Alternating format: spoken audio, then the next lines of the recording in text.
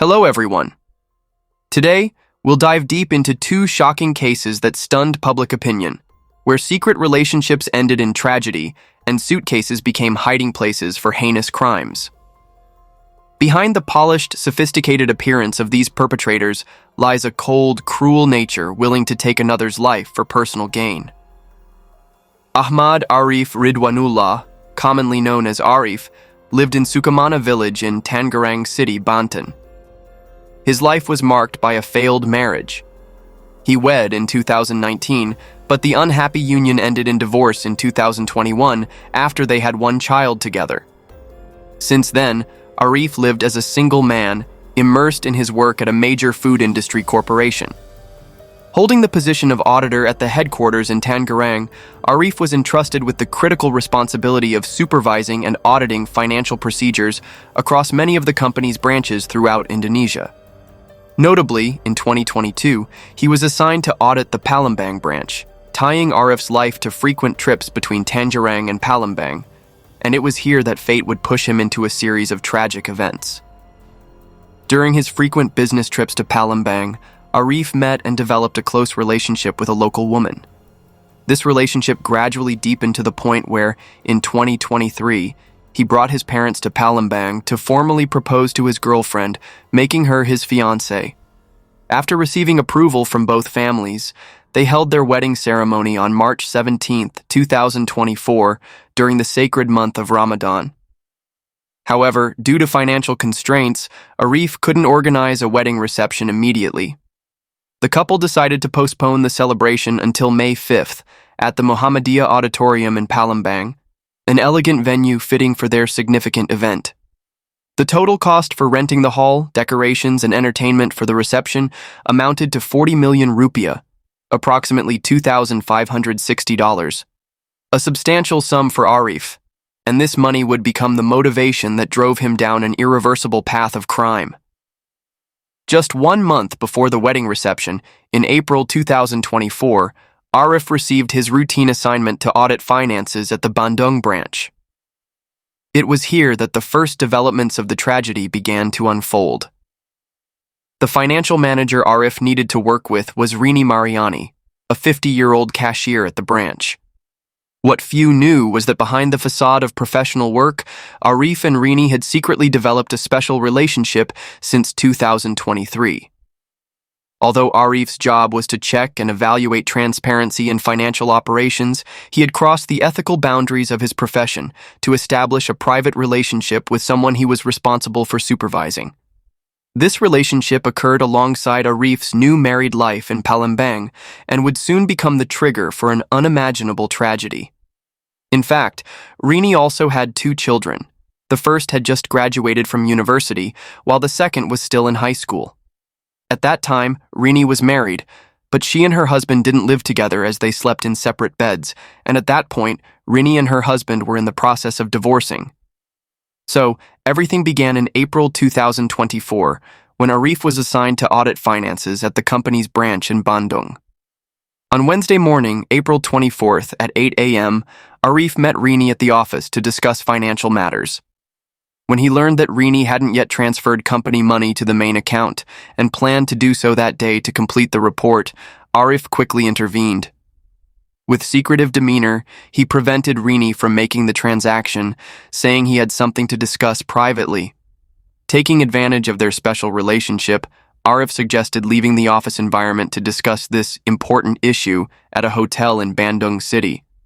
Rini, trusting in the close relationship they had built, didn't suspect anything and agreed immediately. Without hesitation, she drove her motorcycle, carrying Arif away from the office. At 9:51 a.m., they completed the check-in procedure and entered the private space of the hotel. The first moments passed in an intimate atmosphere, with conversations and loving gestures typical between people in a special relationship. However, the atmosphere gradually changed when Rini, with a serious mood, began to address an issue she had harbored for a long time, the future of their relationship. In the tense dialogue, Rini confessed her desire to get married, wanting to turn their secret relationship into an official commitment. However, these words only received a firm rejection from Arif. With a cold attitude, he declared that for him, this relationship was just a passing fling. Nothing more, nothing less. The disparity in how they viewed the relationship quickly led to a heated argument, as Rini, who had placed complete trust and feelings in Arif, had to face the harsh truth. When anger reached its peak, the conversation suddenly shifted to a new topic: the company funds in Rini's possession, a subject that Arif had deliberately led to from the beginning. Amid the tense atmosphere, Arif abruptly made a calculated proposal. He was willing to marry Rini, but in return, she had to help him embezzle 43 million rupiah, approximately $2,750, from the company by manipulating financial reports. To add persuasion, Arif committed to taking all responsibility if the fraudulent behavior was discovered, reasoning that he really needed those 40 million rupiah, approximately $2,560. What Arif kept hidden, never revealing to Rini, was that the true purpose of this money was to pay for his upcoming wedding reception with another woman in Palembang. Faced with this unethical proposal, Rini was completely shocked and outraged. She couldn't believe that Arif, an auditor entrusted with the responsibility of maintaining financial transparency, could propose such blatant fraud. With firmness and integrity, Rini not only flatly refused but also harshly berated Arif as a disgraceful auditor. Rini's forthright criticism ignited Arif's uncontrollable rage. In a moment of madness, he grabbed Rini and repeatedly slammed her head against the wall until she collapsed from exhaustion. Not stopping there, Arif continued to strangle and cover Rini's mouth, preventing her from calling for help. Despite her desperate efforts to escape, Rini's strength gradually drained, her body became motionless, and finally, her breathing completely stopped in the cruel hands of the murderer. Immediately after completing the brutal act, Arif quickly searched and seized all of Rini's valuable possessions, especially the 43 million rupiah, approximately $2,750, of company money in her purse. With self-preservation instinct, his mind immediately turned to calculating how to dispose of the body and erase all traces of the crime. At 2 p.m., Arif left the hotel room and went to a store where he spent 1 million rupiah, approximately $64, to buy a 24-inch suitcase. Returning to the room with the new suitcase, Arif quickly realized that the space was too small to contain Rini's body. Undeterred by the initial failure, at 3:30 p.m., he left the room again to buy a larger suitcase. With this new suitcase, Arif had to use force to bend and compress Rini's body to fit it inside. With Rini's body now concealed in the large suitcase, Arif continued to take steps to erase his tracks. He left the hotel to go to the parking lot, where he carefully stored Rini's motorcycle at a nearby parking spot, an action intended to eliminate a vehicle that could lead to discovery. Returning to the hotel, Arif continued preparing for the next part of his plan and ordered a car for transportation.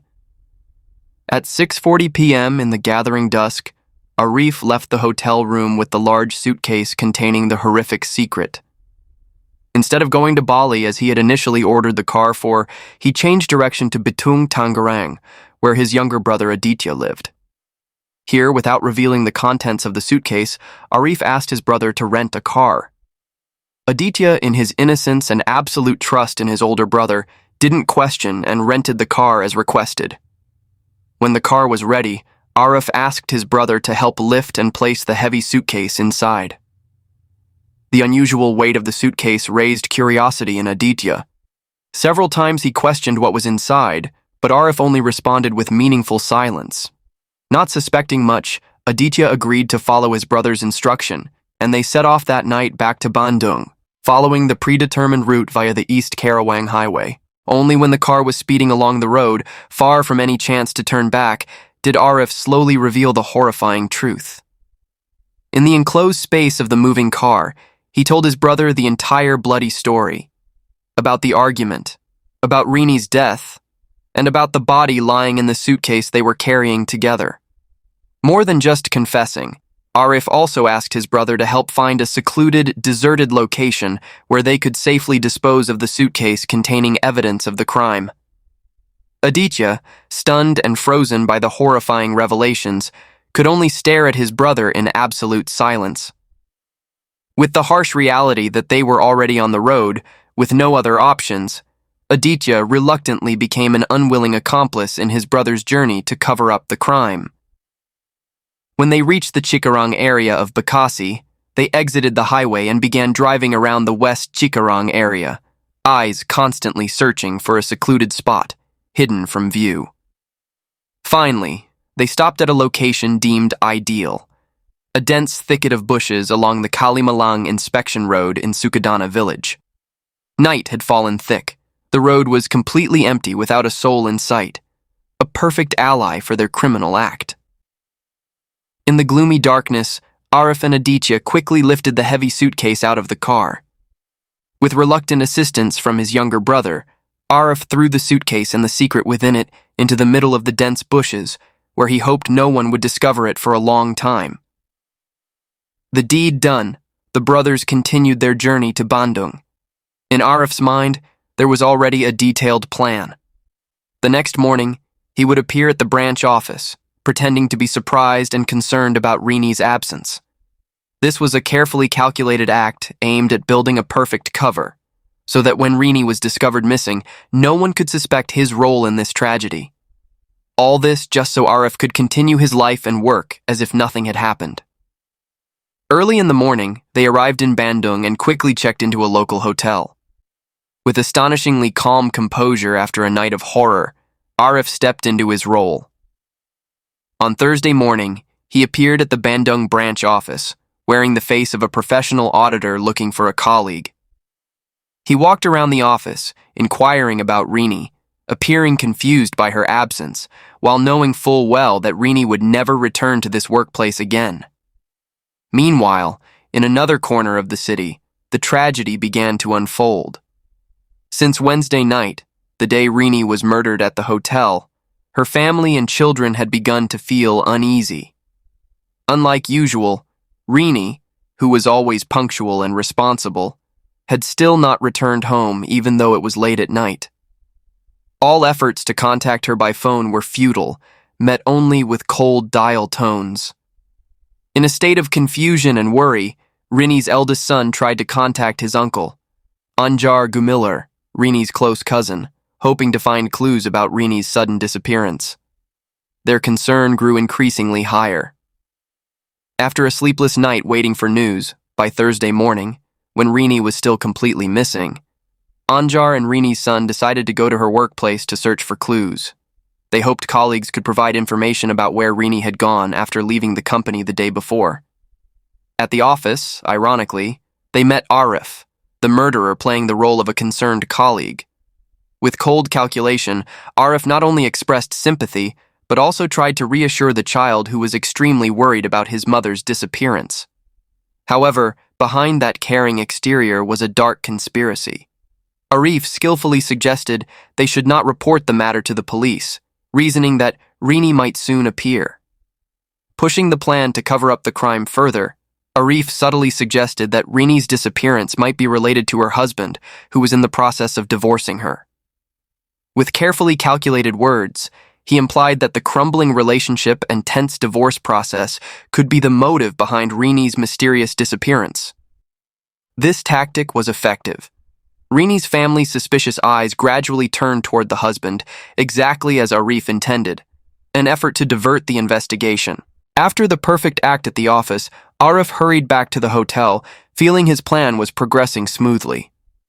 Not wanting to stay in Bandung a minute longer, he quickly invited his brother to return to their home in Bitung Tangerang, trying to create as much distance as possible from the crime scene and the suitcase containing the horrific secret. While Arif and Aditya hurriedly escaped, fate had determined the abandoned suitcase's destiny. On Thursday morning at 8 a.m., city sanitation workers performing their regular duties along the Kalimalang inspection road suddenly discovered a large object lying among the bushes beside the road. Initially, they just thought it was ordinary garbage or discarded damaged items. However, when they approached closer to collect it, they noticed something unusual about the large dark-colored suitcase. Suspicion rose, especially when they realized this object was too heavy and had a strange smell emanating from it. With proper caution, the sanitation workers did not open the suitcase themselves, but immediately reported the suspicious discovery to their superiors at the city sanitation office. When the police team arrived at the scene, they carefully opened the suitcase, and immediately the air became suffocating. Before their eyes was the contorted body of a middle-aged woman, a horrifying discovery that stunned even the most experienced police officers. A heavy atmosphere prevailed as they quickly cordoned off the scene, stretched warning tape, and began the meticulous process of collecting evidence. With absolute urgency, the body was transported to Kramat Jati Police Hospital, where forensic experts began the work of autopsy, hoping to find the cause of death and clues about the victim's identity. At this point, mystery still shrouded. Who was this woman? Why was she murdered? And who committed this brutal crime? The investigation proceeded urgently. Fingerprints were collected, DNA samples were analyzed, and identifying characteristics were compared with records of recently missing persons. Finally, the veil of mystery was lifted. The victim was Rini Mariani, the cashier of the company branch in Bandung, who had mysteriously disappeared the day before. The case quickly became the focus of public attention, with media outlets all reporting on this horrifying discovery. Everywhere, from press to television, from social media to daily conversations, the body in the suitcase case became a hot topic of discussion throughout Indonesia. Amid the flood of information, Arif, the villain behind the crime, monitored every development with increasing fear. Realizing the net was closing in, Arif decided to escape. He hurriedly flew directly to Palembang, where his new wife and family were eagerly preparing for the grand wedding reception scheduled for the following month. In his distorted mind, Arif believed that the wedding preparation activities would be the perfect hiding place, a solid cover to conceal his monstrous crime. Meanwhile, the police investigation continued at a rapid pace. Initially, as Arif had predicted and deliberately led on, suspicion fell on the husband who was in the process of divorcing Rini. Arif's malicious suggestion had seeped into the minds of the victim's family, causing them, especially Anjar and Rini's children, to suspect the husband had a motive to kill his ex-wife due to conflicts in the divorce process. When the husband was brought to the police station for interrogation, pressure and suspicion weighed heavily on his shoulders. However, through detailed testimony and cross-checking, police quickly realized there was no evidence against the husband. Solid alibis cleared him, temporarily bringing the investigation back to square one. On the other hand, police began investigating Rini's office in Bandung, especially checking all cameras in and around her office. From here, a light began to appear because from this, it could be seen with whom and where Rini last went. Basically, the police knew that Rini had last left the office to a hotel in Bandung with a man. Then, after everything in that hotel was also checked, it could finally be seen that on Wednesday, specifically at 9:51 a.m., Rini had entered a room in that hotel with a man, and that was the last time Rini was seen in the video. Because after that, Rini was never seen going out again.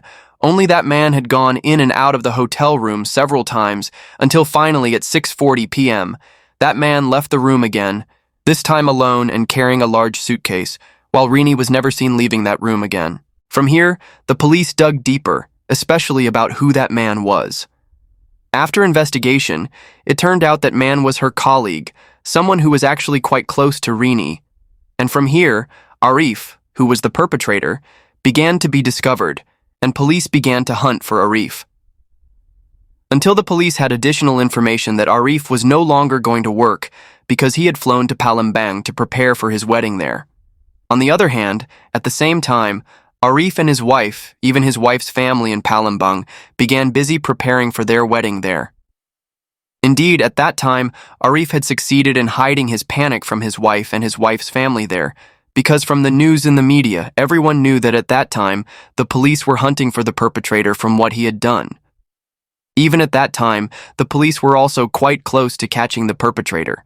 However, on the other side, after a few days in Palembang, precisely on April 30th, Arif had paid for the hall rental and the entire wedding at a price of 40 million rupiah, approximately $2,560, because in just a few more days, Arif would hold his wedding there. But on May 1st, his wife's family was shocked by the appearance of the police to arrest and take Arif away, who at that time was at his wife's family home in Palembang. This really shocked everyone, especially his wife and her family, in the midst of their preparation for the wedding just a few days away. Meanwhile, Arif did not resist and was finally arrested by the police in Palembang. Afterward, Arif was immediately taken to the police in Bekasi for further interrogation there. Since the CCTV footage had provided strong enough evidence to prove everything, Arif finally had no choice but to admit everything, including acknowledging that Aditya, his biological brother, had helped him dispose of that suitcase on the Kalimalang inspection road with the car they rented. For this reason, Aditya was also arrested, and eventually both became suspects in this case. Because of this, Arif, who was the main perpetrator in this case, faced a 15-year prison sentence. After investigation, Arif was exempted from the charge of premeditated murder because he killed Rini spontaneously when they argued. This happened because Arif didn't want to marry Rini, while Rini didn't want to cooperate to manipulate the company's money of 43 million rupiah, approximately $2,750 in Rini's hands, and also because of the injury from Rini's forthright words when calling Arif a disgraceful auditor, which was actually the truth. However, many people, especially Rini's family, were disappointed that Arif was exempted from the charge of premeditated murder because it was really hard to believe that he could do all that, including trying to erase traces from what he had done so calmly, as seen in the CCTV footage. However, when police conducted a deep investigation, the element of planning behind his actions was still not found. Arif did not use a tool that he had prepared or brought to kill Rini. The CCTV footage also showed that initially, when they entered that room, Arif did not bring the large suitcase, but he only bought that large suitcase after killing Rini, meaning that large suitcase was also not prepared in advance. Because if his actions were planned, Arif would have prepared a suitcase or some tool that could carry Rini's body out of that hotel, even prepared a tool to kill Rini. For that reason, Arif was exempted from the charge of premeditated murder. However, regardless, the police continued to investigate this case. Perhaps if Arif really did carry out his actions based on a plan, hopefully it will be discovered soon so that Arif can be punished fairly and severely, because no matter what, this person was truly evil. Just for 40 million rupiah, approximately $2,560, he killed a woman, also a mother who was raising her 2 children. In January 2002, in the Jassa area of northern England, an old metal suitcase was discovered by chance. Inside lay a horrifying secret, the body of a young Korean woman. This discovery not only revealed a string of mysterious disappearances of young women, but also brought police closer to capturing one of England's most notorious killers. The question remains, what transformed an outwardly sophisticated, handsome man into a cruel monster who took so many lives? Kim Kyu-soo, born in 1971 in South Korea, entered life in England with a failed marriage in his past. In 2000, he arrived in London under the pretense of studying English, but quickly abandoned his studies to dive into the real estate market.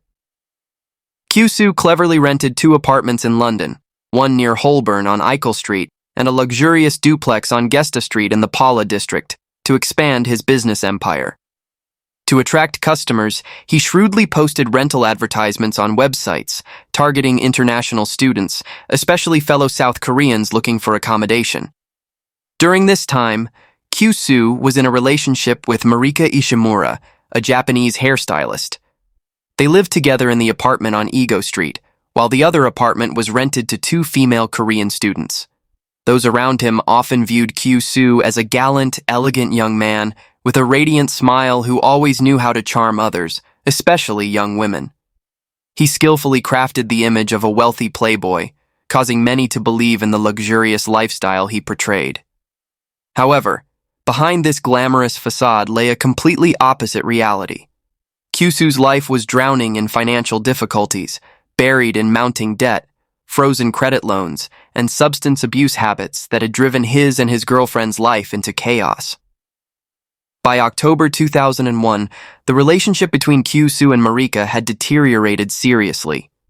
Marika, nearly 10 years younger than Kyu-soo, decided to move out of their shared apartment. During this crisis, Kyu-soo happened to meet Jin Hyo-jung, a young woman from a remote countryside area in South Korea, who no one suspected would become a victim in the horrific chain of crimes about to unfold. Hyo-jung only rented Kyu-soo's apartment for a brief 3 days. She was studying French literature at a university in South Korea and had spent time studying abroad at the University of Lyon, France. After completing her course, she decided to stay in Europe for a few more days to explore Paris and London before returning home to reunite with her family. Hyo-jung arrived in London on Wednesday afternoon, October 24, 2001, and planned to return to France on Saturday morning, October 27th. She accidentally found information about Kyu-soo's apartment through an online advertisement and decided to rent a room there. However, Hyo-jung's short trip to London ended tragically. On the night of October 26th, just 1 day before she planned to return to France, Hyo-jung, then only 21 years old, became the victim of a savage attack by Kyu-soo himself. Although the details of the incident have not been fully disclosed, investigators confirmed that when only the two of them remained in the apartment, Kyu-soo murdered Hyo-jung by covering her mouth and nose with tape, causing her to slowly suffocate until her last breath. Not stopping there, he tightly bound her hands with rope so she couldn't resist before committing the cruel act. Before killing Hyo-jung, Kyu-soo forced her to reveal her credit card PIN with the intention of using this money for personal purposes. After taking the victim's life, he stuffed her into a metal suitcase and hid it in the closet of the master bedroom. Hyo-jung's cold body remained there for 5 days. When other tenants returned to the apartment over the weekend and asked about Hyo-jung, Kyu-soo fabricated a story that she had decided to return to France earlier than planned and he had taken her to the train station. He also repeated this story to Hyo-jung's friends and family when they contacted him to inquire about her. On Saturday morning, October 27th, just 1 day after committing the horrific crime, Kyu-soo hurriedly used the victim's 2 bank cards to withdraw money. First, he tried to withdraw money from Hyo-jung's family account at Kookmin Bank, an account her parents had opened for emergencies but had never used. However, Kyu-soo's first withdrawal attempt failed due to entering the wrong PIN. Undeterred, a few days later, he tried again and finally withdrew £1,990, approximately $2,785.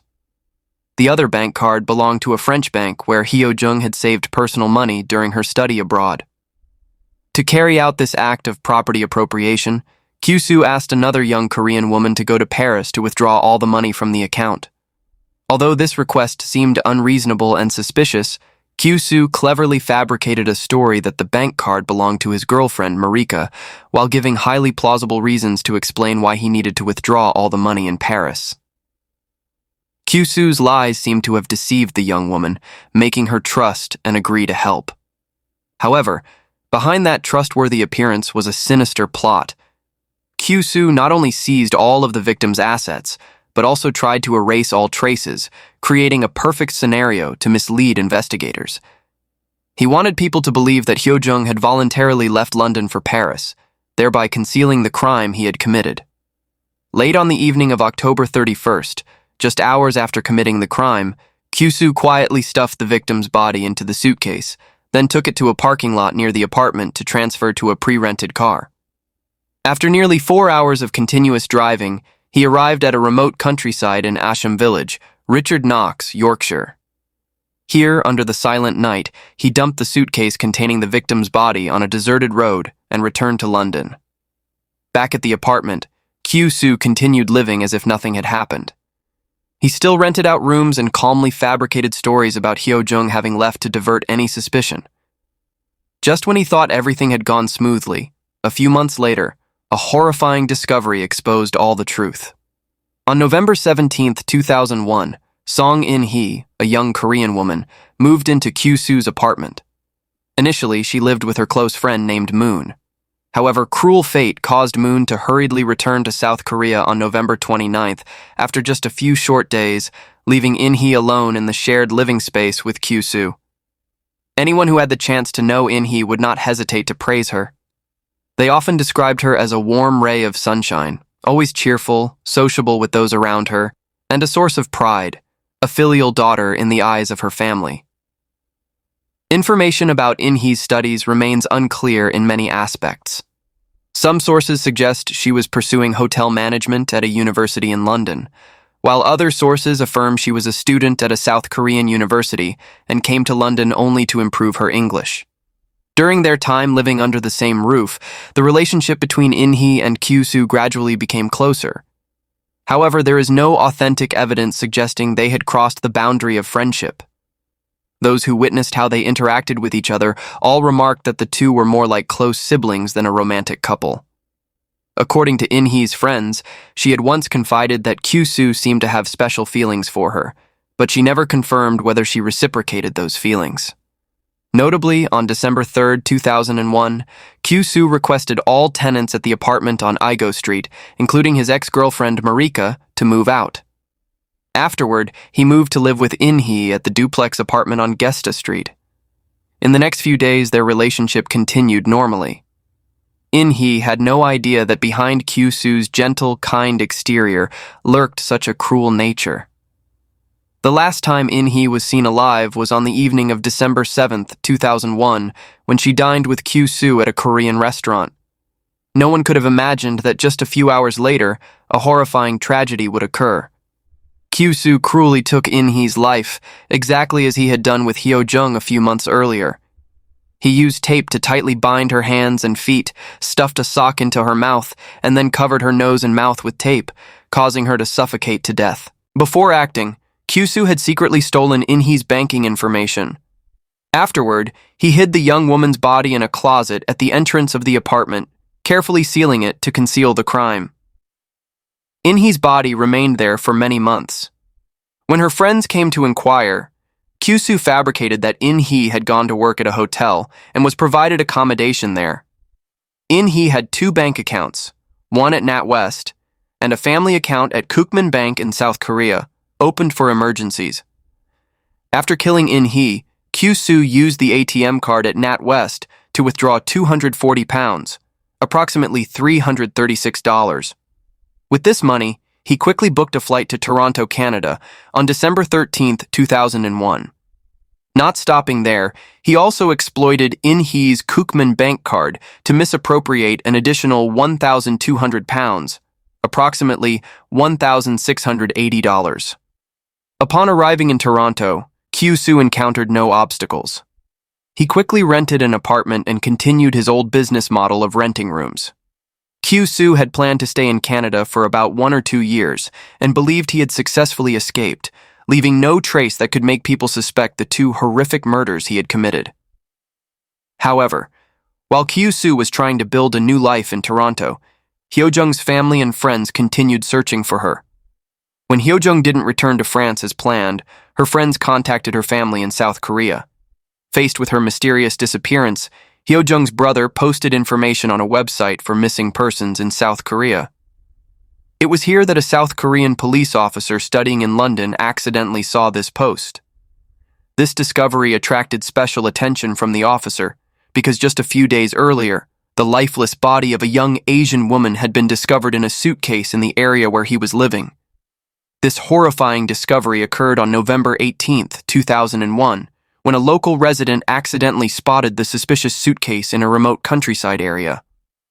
However, it's worth noting that this suitcase had been seen there for about 2 weeks. Due to the secluded location with few passers-by, no one had paid attention to it until this resident decided to check more closely. Finding the suitcase too heavy and showing unusual signs, the resident immediately reported it to the police. When authorities arrived at the scene at night, they discovered suspicious marks on the suitcase. Upon opening it, they were horrified to find inside the almost naked body of a young woman. The victim was about 4 feet 11 inches tall, with all limbs and head tightly bound with tape. The suitcase, along with the body, was then taken to the Georgia morgue to serve the examination and investigation. Police paid special attention to the type of tape used to bind the victim. This was not ordinary tape, but a rather unique decorative tape, dark blue with the faces of 2 famous artists printed on it. Through investigation, police determined that this tape was a design product by the artist duo Gilbert and George, produced from September 2000 and sold in limited quantities at select branches of Tate Modern in London, Liverpool, and Cornwall. A total of only 850 rolls were sold. This was an extremely important clue that helped narrow the scope of the investigation. Forensic results showed the victim had no signs of resistance, which puzzled investigators. The forensic doctor presented two hypotheses. One, the victim might have been injected with some sort of anesthetic, though initial toxicology tests found no foreign substances. Two, the victim might have been threatened or forced to comply. The forensic report also confirmed the victim was Asian, based on hair sample analysis. However, identifying the victim faced many difficulties due to insufficient information from fingerprints or dental records. It wasn't until January 2, 2002, that her identity was clarified. A South Korean police officer studying in England after accidentally reading the missing person notice for Hyo-jung on the missing persons website quickly contacted Georgia police to report a suspicious coincidence. Recognizing the similarities between the information about Hyo-jung and the case under investigation, Georgia police collaborated with the South Korean embassy to access the fingerprint database of South Korean citizens. Finally, they identified the victim as Hyo-jung. The horrifying truth gradually came to light, followed by a series of investigations aimed at exposing Kim Kyu-soo's crimes. Meanwhile, on December 18, 2001, In-hee's friends reported her missing after being unable to contact her for several days. By January 7, 2002, when the identity of the victim in the suitcase case was confirmed as Hyo-jung, the city police's serious crime investigation team noticed a suspicious connection between the two cases. Immediately, a joint investigation was launched between Georgia police and detectives in London. Initially, since In-hee was still unaccounted for, the investigation's focus remained on Hyo-jung's case. Through gathering information from friends and relatives of the victim, police determined that the apartment on Ego Street was where Hyo-jung was last seen. Here, they found important evidence: a roll of tape identical to the type used to bind and gag the victim. Forensic experts identified traces of Hyo-jung's DNA on this tape roll, as well as in many locations throughout the apartment, such as the wall base, walls, sofa, and carpet. For In-hee's disappearance, initial investigation showed she had lived at the duplex apartment on Gesta Street. During the thorough investigation of both apartments, an important clue was discovered.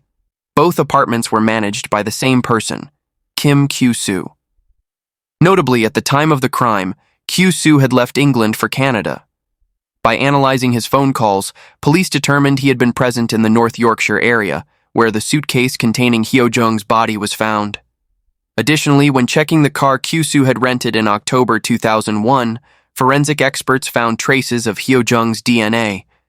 Gathering all these pieces of evidence, police concluded that the two cases were closely linked, and Kyu-soo was the prime suspect. On January 17, 2002, a joint press conference was held between London Metropolitan Police and North Yorkshire Police. The public was urged to provide any information related to the two victims. Fortunately, shortly thereafter, suspect Kyu-soo returned to London. That evening, he was arrested at a cafe. Kyu-soo was directly accused of involvement in Hyo-jung's murder and immediately detained for investigation. On January 21, 2002, he appeared in court. Although his defense attorney had requested bail, this request was rejected. Kyu-soo continued to be detained awaiting trial, which was initially scheduled for January 28, but was later postponed. Meanwhile, the investigation into Song In-hee's disappearance continued. On March 14, 2002, a horrifying discovery was made at the duplex apartment on Gesta Street. During bathroom renovations, a construction worker discovered a large number of flies coming out from a partition. Feeling suspicious, he immediately reported to the police. The next day, when arriving to examine the scene, police discovered a built-in closet that had been carefully sealed. Inside this closet, they found a pile of foul-smelling clothes and a woman's body wrapped in a blanket. The victim was later identified as Song In-hee. Notably, police had previously searched this apartment on January 9, 2002, right after discovering Hyo Jung's body. But in that previous search, they only found Hyo Jung's clothes and completely overlooked the built-in closet containing the second victim's body. Through more thorough investigation, police discovered that the decorative tape used to bind In-hee was identical to that used on Hyo Jung's body. Particularly, In-hee's face was wrapped so tightly that her eyes bulged out, showing the perpetrator had acted brutally. Preliminary investigation found no signs indicating either victim had been sexually assaulted. On April 4, 2002, Kim Kyu-soo was formally charged with killing both victims and had to face the Central Criminal Court on May 7th. At the trial, with the assistance of an interpreter, Kyu-soo denied all allegations related to the cases of Jin Hyo-jung and Song In-hee. Although the trial was scheduled to begin on September 30, 2002, due to objective reasons, the start date had to be postponed until March 2003. Throughout the trial, Kyu-soo appeared quite indifferent and refused to answer the lawyer's questions. He did not provide any testimony that could help clarify the case. By the second day, under the pressure of evidence, Kyu-soo suddenly admitted to acting against In-hee. However, he defended that it was just a game that unfortunately led to serious consequences. Nevertheless, this testimony was completely rejected by the court. Kyu-soo always refused to reveal the true motive that drove him to act so cruelly. At the trial, the prosecutor presented several hypotheses, suggesting that Kyu-soo might have been obsessed with emotional or financial issues, especially as he was in significant debt. Additionally, he presented a more shocking hypothesis. Perhaps Kyu-soo found sick pleasure in slowly taking the victims' lives.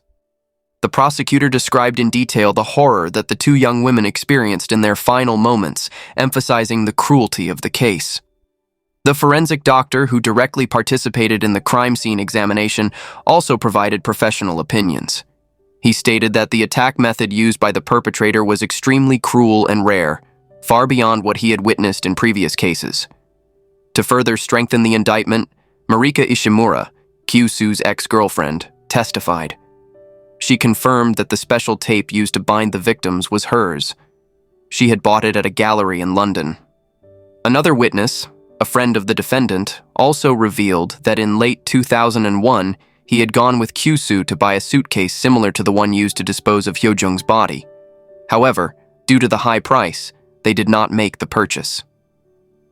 After carefully examining the evidence and witness testimonies, on March 25, 2003, the court declared Kim Kyu-soo guilty in both murder cases. He was sentenced to 2 life imprisonments, held accountable under the law for his cruel actions. After pronouncing the sentence, the judge spoke with a severely stern tone, calling Kim Kyu-soo's behavior cruel and inhuman. He emphasized that Kyu-soo had not only taken the lives of 2 innocent young women, but also betrayed the trust of those around him. The case closed but left lasting pain for the victims' families, and those are the 2 cases for today. Thank you for watching, and see you in the next videos.